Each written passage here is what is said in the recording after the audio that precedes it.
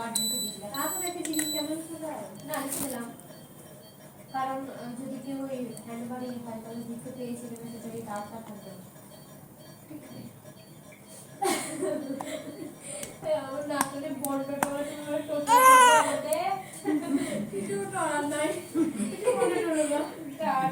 আমাকে টাকা পাঠা। কিন্তু আমাদের আমি যাওয়ার পর সবাই বলছে, আমরা বুঝতে পারছি যে তখন থেকে আমি যে ছেড়েছে সেখান থেকে যুদ্ধ শুরু হয়েছিল আমাদের, এত ভালো আমাদের এত মিল ছিল সবার।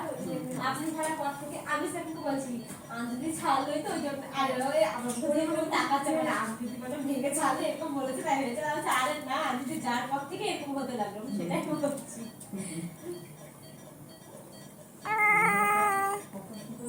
কি বন্ডিং ছিল বলে সব শেষ করেছিল।